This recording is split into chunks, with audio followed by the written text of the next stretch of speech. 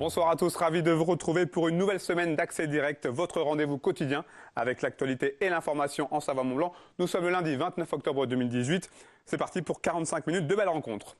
Au programme ce soir, nous parlerons du mois de l'économie sociale et solidaire avec Francesca Rancan de l'ESS Team. Je recevrai ensuite deux vidéastes qui se sont lancés dans un défi sur YouTube. Et puis comme chaque lundi, la page des sports, focus ce soir sur le tennis club d'Annecy-le-Vieux qui fête ses 40 ans cette année et avec une nouvelle saison de championnat. Mais avant d'accueillir mes invités, Victoria, pour les titres du journal. Salut Victoria. Salut Seb.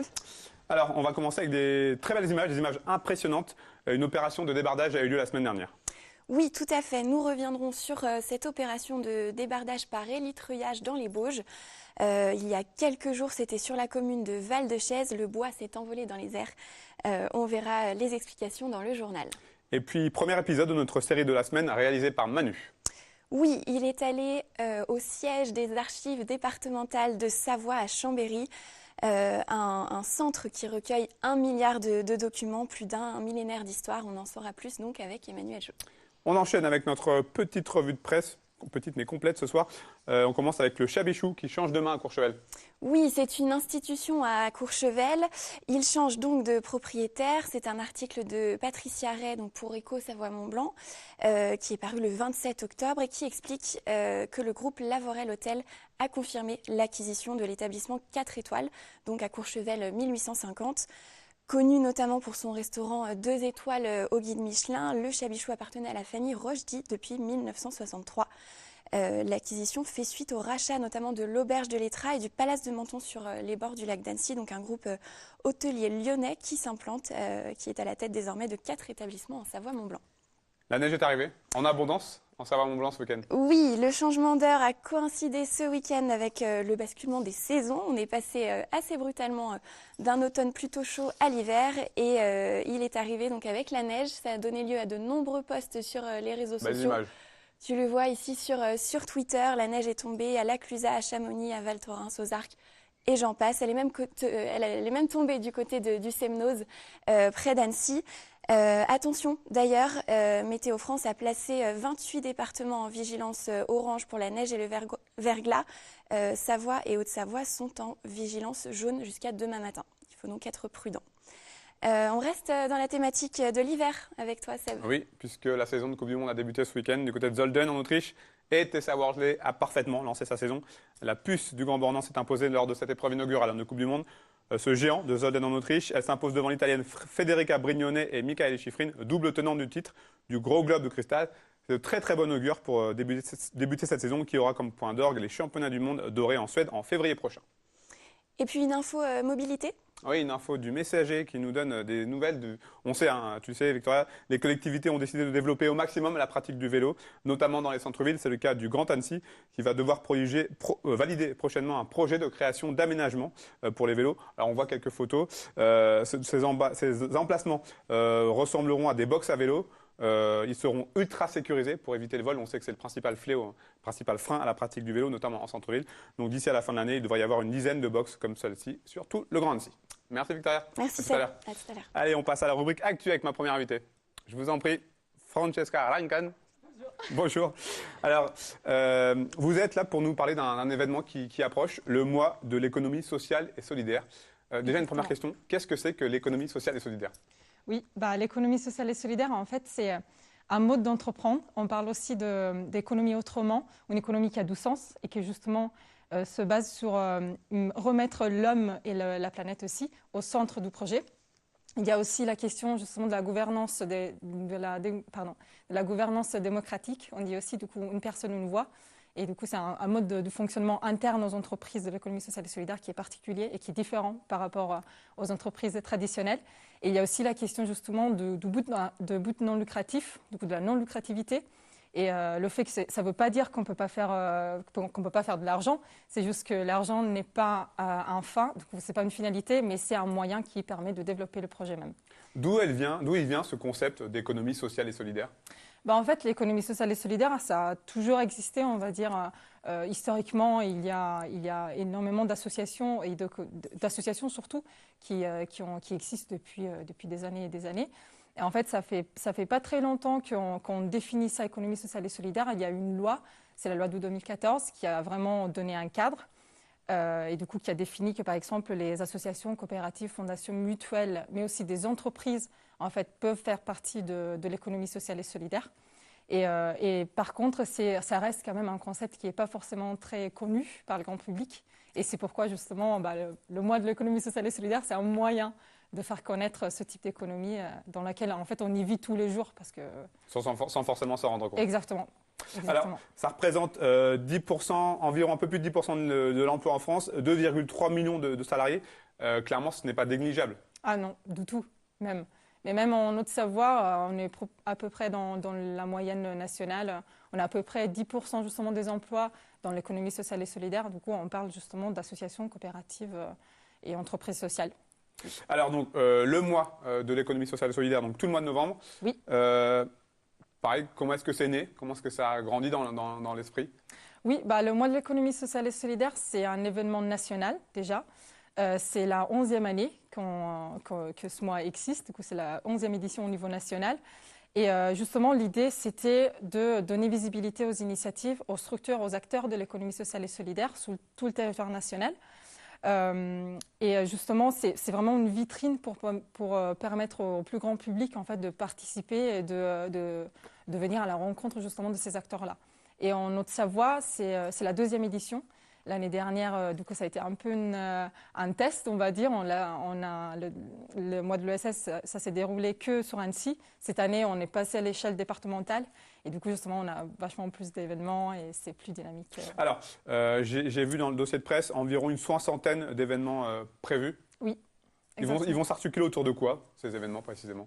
C'est des événements, c'est surtout tout domaine d'activité. Ça peut être l'environnement, le développement durable, ça peut être l'entrepreneuriat, l'insertion, l'handicap, la culture aussi, vraiment tout dans tous les domaines.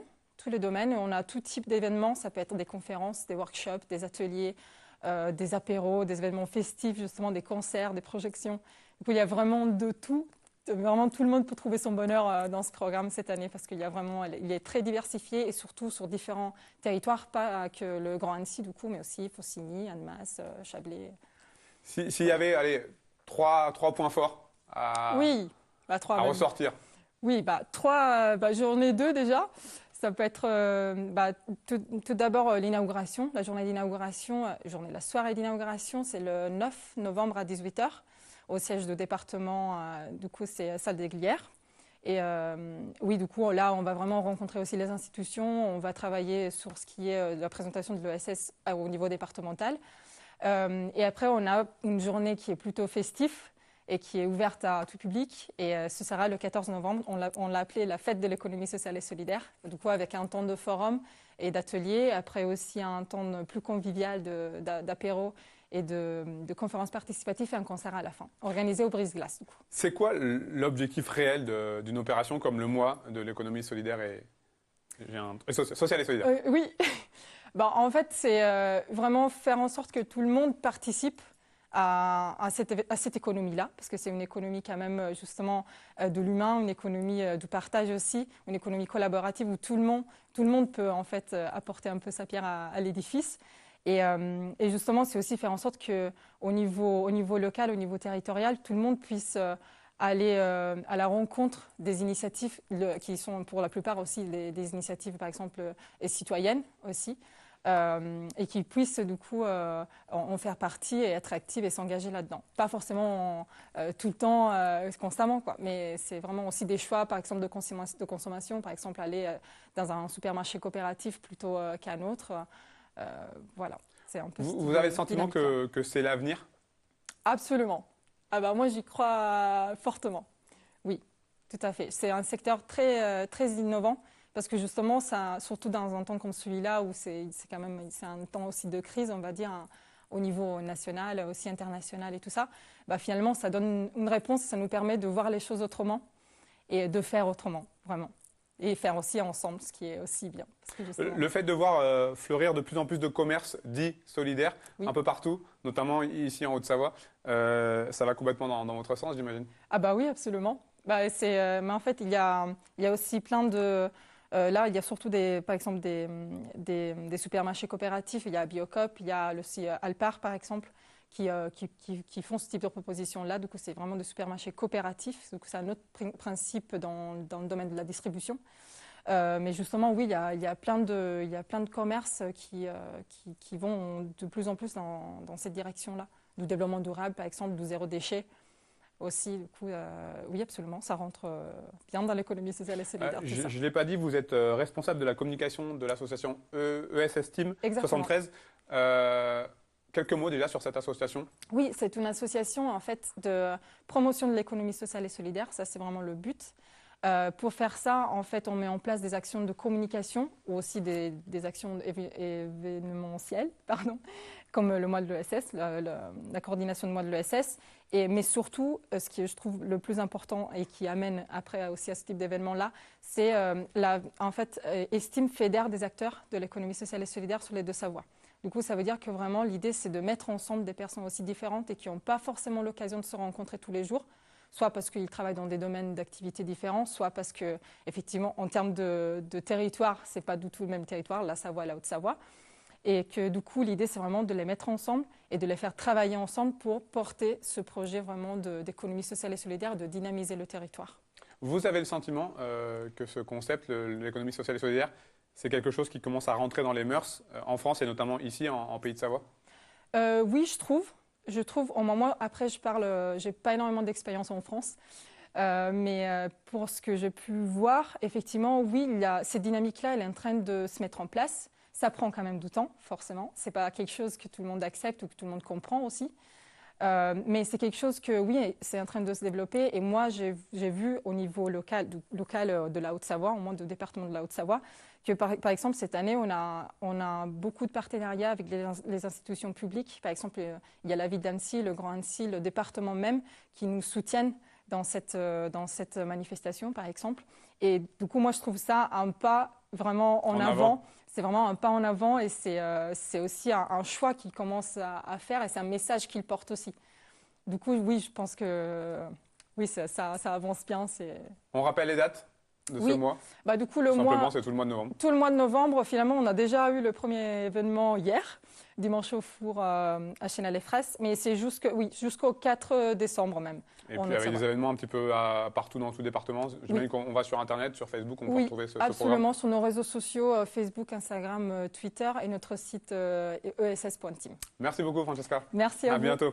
Allez, on passe à notre rubrique Connecté. Je vous en prie, Alexandre Godou, Benjamin Lapierre, installez-vous. Bonsoir. Alors, vous êtes tous les deux réalisateurs, cinéastes, passionnés de l'image. Vous venez de vous lancer un défi vidéo assez étonnant. Est-ce que vous pouvez nous en dire un petit peu plus? C'est ça, on s'est lancé un défi sur YouTube qui est en fait de gérer une chaîne YouTube intégralement sans ordinateur, sans caméra, sans équipe et sans budget. Donc le but, c'est de faire une vidéo par semaine et tout est intégralement réalisé avec un téléphone, avec un smartphone. Pourquoi, tout simplement, ce choix? C'est venu, on a fait pas mal de concours vidéo et à chaque fois, on a trouvé que c'était un milieu qui était un petit peu élitiste, où on se confrontait à des gens qui avaient le sentiment de faire meilleur avec beaucoup de moyens et beaucoup de matériel. Et nous, on a toujours fait nos concours, on est même arrivé en finale des concours parmi des gens qui ont du budget. On a toujours fait sans rien. On a voulu prouver aux gens que la créativité prévaut sur le matériel et on a voulu pousser vraiment le concept au maximum. Du coup, plus de caméra, plus de station de montage, pas d'ordinateur, on a un smartphone, on tourne, on monte, on étalonne, on truque, on compose même notre musique dessus parce que les applications, il y en a beaucoup pour tout maintenant. Donc on se débrouille entièrement juste avec ce mini petit matériel et ça marche. On arrive à sortir des trucs assez propres. Qu'est-ce qui vous a poussé? Qu'est-ce qui vous a inspiré? En fait, on a toujours été... on est passionné de cinéma depuis très longtemps. Et au début, on a commencé à faire des petites vidéos ensemble à l'école parce qu'on était à l'école ensemble pour faire plutôt rigoler les copains au départ. Et puis on a vu que ça prenait, qu'il y a des choses que ça marchait. Donc on s'est dit pourquoi pas essayer de faire des courts-métrages. Et puis on s'est dit poussons le concept jusqu'au bout et puis essayons qu'avec le téléphone, sans gros matériel, quoi. Alors nous, à 8 Montblanc, on est passé au Mojo, donc le mobile journalisme, j'imagine que vous connaissez. Ouais. On a vu quelques images. Ça nous arrive de faire des reportages avec un téléphone. Bon, on est encore sur ordinateur pour monter, mais voilà. Donc, c'est forcément une initiative qu'on approuve. Oui. Vous vous inspirez de quoi pour les différents scénarios, là, pour les films? Alors là, on ne se met aucune contrainte. On n'a pas envie de donner une ligne directrice sur la chaîne. On est passionné aussi bien d'horreur que de drame, que de tout. Du coup, Multigenre, ouais. nos films peuvent aborder des trucs un petit peu métaphoriques comme très concrets. On essaie d'explorer un maximum. Alors, c'est plus facile, c'est plus difficile par rapport à ce que vous attendiez? Alors, je dirais que c'est plus difficile, mais il y a un gros avantage avec ça, c'est que on peut le faire partout, quoi. C'est-à-dire que on a toujours notre téléphone avec nous, donc le montage, on peut le faire partout, dans le train, en file d'attente, etc. Par contre, c'est vrai que on est obligé de trouver des astuces, quoi, des choses qui font que ça serait plus facile avec un ordinateur, forcément. Mais à base d'astuces, voilà, on arrive à faire des choses quand même sympas. Compenser tout ce que le téléphone ne peut pas faire. Les profondeurs de champ, des techniques que Voilà. Normalement les grosses caméras permettent. On ne peut pas le faire avec des petits mobiles. On compense avec des idées, de la mise en scène différente et on s'en sort. Et j'imagine que l'imagination a une grosse part, forcément. Exactement, ouais. Il faut la créativité, l'imagination, surtout pour écrire les histoires. On a participé aussi à pas mal de concours de marathon vidéo, donc c'est des concours qui se font en 48 heures. C'est-à-dire qu'on écrit le film le vendredi soir et le dimanche soir, il faut rendre le film. Et ça, c'est une bonne école, quoi. Ça permet 48 heures pour faire un court-métrage, ouais. Sous contrainte. Et, Sans ordinateur, juste avec un téléphone. Non, là, Alors, on peut le faire, ouais. Tout est ouvert. Mais le dernier, on l'a fait qu'avec le téléphone, effectivement. C'est quoi le véritable objectif? L'objectif, c'est de montrer que tout le monde peut faire des vidéos et surtout que la créativité et l'envie prévaut sur le matériel ou sur ce que les gens peuvent avoir, quoi. On voudrait vraiment que les gens arrêtent de se dire je veux faire des vidéos, mais il me faut ce matériel, ou il me faut ci, il me faut ça, parce que souvent on reporte. Que ce soit dans la vidéo ou ailleurs, hein, il faut démarrer avec ce qu'on a. Le musicien, il arrive bien à faire sa musique juste avec un pipeau, l'écrivain avec un stylo. Alors, pour faire de la vidéo, la meilleure vidéo qu'on puisse avoir, c'est celle qu'on a sur soi. On va regarder d'ailleurs un extrait de votre premier film qui s'appelle Copier-coller. Copier-coller, c'est ça. Je choisis d'isoler la première minute, c'est pour voir un petit peu ce que vous faites. Ça marche.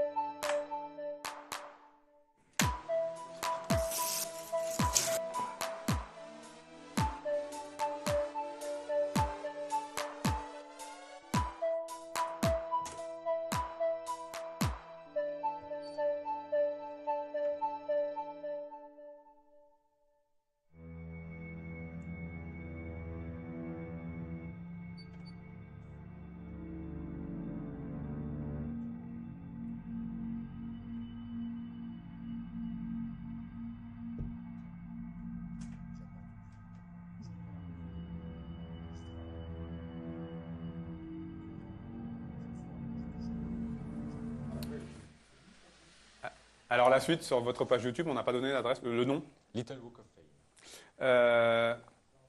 Fame. C'est quoi les prochains objectifs?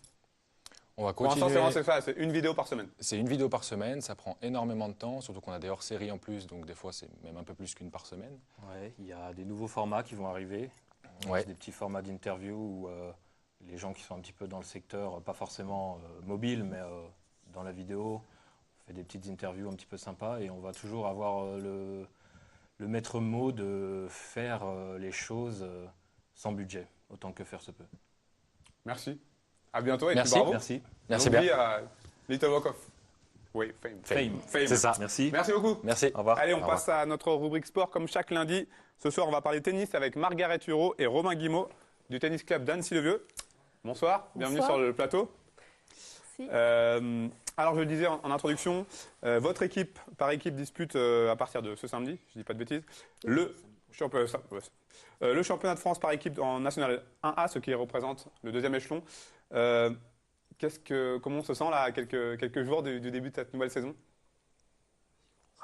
Écoutez, on est prêt, quoi. On est prêt. On attend avec impatience de voir un peu comment les joueurs vont se comporter cette année. Et puis, il y a toute l'organisation à mettre en place pour la deuxième rencontre qui se fera à la maison. Donc voilà. Donc non, sur les chapeaux de roue. Enfin, je veux dire, On est prêt. Vous êtes dans la poule B avec Arras, Marignane, Sannois, Rouen et Clermont, mais Clermont dans le nord, dans l'Oise en tout cas. Donc premier match à Marignane, à l'extérieur, et donc premier match à domicile contre Clermont. Ça va être quoi l'objectif cette saison? L'objectif, il est simple, c'est on essaiera d'aller au bout de nos ambitions. Et nos ambitions, elles sont, on va dire, assez élevées. On a des recrues qui viennent renforcer. On a des joueurs qui sont là depuis plus de 10 ans et qui continuent de perdurer à un haut niveau. Donc on va essayer de jouer notre carte à fond. Après, c'est vrai qu'il y a une première rencontre qui se joue à l'extérieur. Après, à l'issue des 2 premières, on va dire, on pourra peut-être vraiment afficher un objectif de montée. Mais en tout cas, une équipe assez forte, en tout cas, qui nous permet de voir grand, quoi. Justement, cette équipe, vous avez souhaité la renforcer cette année? Je dirais à la base pas spécialement, mais après il y a des faits qui se sont déroulés qui fait que des joueurs nous ont contactés, puis des gens, des amis des joueurs, et puis comme une grande famille qui s'agrandit, et des gens qui viennent nous rejoindre et nous renforcer. Donc du coup, l'équipe s'agrandit et se renforce. Qui sont les joueurs qui composent les équipes à ce niveau-là? Ils ont quel niveau? Les joueurs des équipes à ce niveau-là sont sur le circuit ATP, donc sur le circuit mondial. Ils sont tous professionnels, joueurs de tennis professionnels, et vivent une carrière dans ce domaine. Donc après, nous, nos 2 meilleurs joueurs, Matteo Martino et Rémi Boutillier, sont dans le top 500 à l'ATP, des joueurs mondiaux. Donc c'est vrai que c'est 2 très bons joueurs. Forcément, ça te donne envie de venir les voir jouer et de les supporter au club. Margaret, vous l'avez dit, donc il y a des matchs, il y a des rencontres à domicile, ça vous demande une grosse organisation. Oui, parce qu'en fait, il y a des bénévoles qui sont là pour tout ce qui est mise en place. Parce que l'air de rien, donc on a 3 terrains couverts, donc il y a le cours du milieu qui sert pour le public. Donc il faut mettre de la moquette, il faut arranger un peu tout ça. Il y a une vingtaine de ramasseurs de balles à trouver, une vingtaine de juges de ligne. Donc voilà, il y a tout un cahier des charges à suivre. Et par-dessus ça, on veut mettre un petit service donc au niveau snacking, etc. Donc c'est vrai que ça fait bien une 60aine de bénévoles à trouver pour 3 rencontres à la maison. Qu'est-ce que ça représente pour votre club, l'opportunité de disputer une épreuve comme celle-ci chaque année? Alors pour nous, c'est un peu une aventure. C'est chaque année, même si ça fait quand même 8 ans ou 9 ans qu'on le fait. Une aventure humaine, c'est un événement fédérateur. Donc si on réussit à avoir 60 bénévoles qui sont là pour les 3 rencontres, c'est vraiment un élément fédérateur pour le club. Et c'est une vitrine pour les jeunes de notre club de voir du bon niveau à la maison, très bon niveau à la maison. Robin, pour en venir à l'équipe qui va disputer ce championnat, vous êtes le capitaine adjoint. Quelles sont les principales qualités de ce groupe? La première qualité, tout d'abord, c'est on va dire la cohésion d'équipe, parce que déjà on est tous français, on se connaît depuis pour certains plus de 15 ans. Donc évidemment, on sait comment interagir entre nous et comment passer de bons moments aussi, qui font que forcément au niveau sportif, on arrive à exploiter nos qualités encore mieux que les autres. Et après, on laisse la magie faire, et de temps en temps, il y a des émotions qui arrivent et qui font que les exploits ils sortent. Et puis après, voilà, la magie du sport. Et les limites, forcément, j'imagine qu'il y a forcément des limites dans un groupe. Là, j'en trouve pas. Après, les limites, ce serait de tomber sur des équipes plus fortes que nous. La liste des joueurs des autres équipes va sortir début novembre, là, donc dans quelques jours. On sera fixé sur nos adversaires, et là, on verra vraiment qui on va jouer, quoi. Année importante, 2018, puisque le club fête ses 40 ans. Oui. Qu'est-ce qu'on peut vous souhaiter pour les 40 prochaines années là? Ouf. Continuer à faire entre guillemets du bon boulot au niveau de tout ce qui est formation, continuer à avoir une bonne ambiance, que ce soit familial, et que les gens, quel que soit leur niveau, leur âge, se sentent bien au club. C'est vraiment le but, l'objectif. J'ai reçu sur ce plateau il y a quelques semaines le président du tennis club de Pringy pour évoquer le paddle. Est-ce que c'est une discipline que vous pourriez développer dans les années à venir? Alors, ça pourrait. Le souci, c'est qu'il faudrait presque peut-être sacrifier un terrain. Parce que nous, on a un problème d'espace. Le padel, pour que ce soit convivial, il faudrait vraiment qu'il soit au centre, enfin, pas très loin, qu'il ne soit pas écarté, etc. Donc, c'est une question qu'on se pose, donc on verra. La porte n'est pas fermée, mais on va voir. Dernière question. Pour un club comme le vôtre, est-ce que les difficultés actuelles de la fédération, alors je parle dans sa globalité, des résultats du top niveau, est-ce que ça a une influence, des conséquences sur un club comme le vôtre? Je pense, bon, ça peut avoir une petite influence. Bon, je fais des comparaisons par rapport au hand, par exemple, ou même le foot.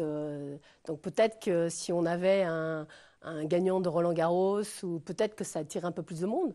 Mais dans la durée, je pense que c'est à nous de faire le job sur le terrain, que le club reste un lieu de vie, un lieu d'échange, où les gens se sentent bien. Donc je pense qu'on peut, on peut faire face. Bon, il y a peut-être une petite réduction, enfin, ça peut avoir une petite baisse, mais bon, c'est à nous de faire le job sur le terrain, avec une bonne formation et puis, comment dire, une ambiance, oui, je pense qu'on peut faire face. On rappelle la date et l'horaire du premier match à domicile? Le premier match à domicile, c'est le 17 novembre à 10h sur les cours du TCAB. Merci, vous restez là, je lance un petit sujet. Un mot de ski alpin, donc on l'a évoqué tout à l'heure lors de la revue de presse avec Victoria. Tessa Worley a remporté le géant de Zolden pour l'ouverture de la Coupe du Monde 2018-2019. Je vous propose d'écouter sa réaction. C'était une édition pas facile en plus, donc ça rend cette victoire encore meilleure, je pense. Je suis contente de mon attitude et de cette entrée dans l'hiver. Je suis contente de mes 2 manches.